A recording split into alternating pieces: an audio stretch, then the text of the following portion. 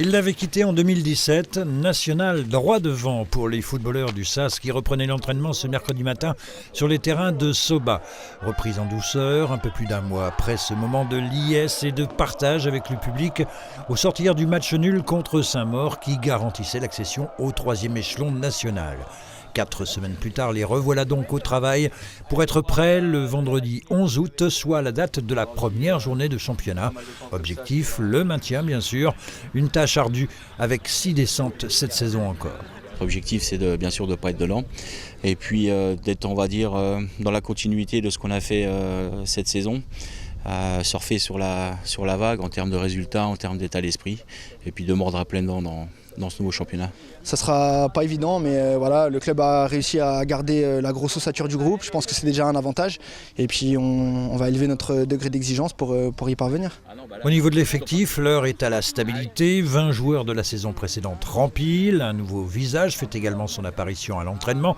Celui du défenseur central Maël Zogba qui vient de s'engager à Épinal. C'est un club qui a une certaine histoire, ils viennent de monter cette saison en National 1, donc c'est forcément un projet très intéressant.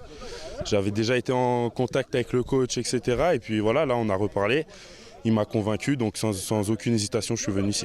J'ai connu déjà la Nationale avec Chambly, où j'ai joué une petite quinzaine de matchs, donc voilà, je suis prêt à défendre mes nouvelles couleurs en National 1. Et puis une autre recrue a été annoncée en fin d'après-midi, l'arrivée ou plutôt le retour de l'attaquant Esteban Le Paul en terre spinalienne.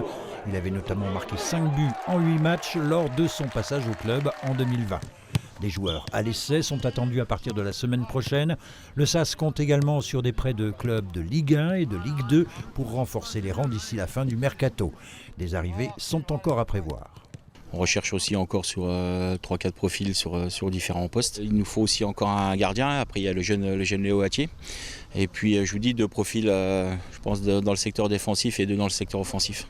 5 échéances attendent l'effectif spinalien dans les prochaines semaines. Premier rendez-vous le 18 juillet face au club belge du Royal Franc-Borin.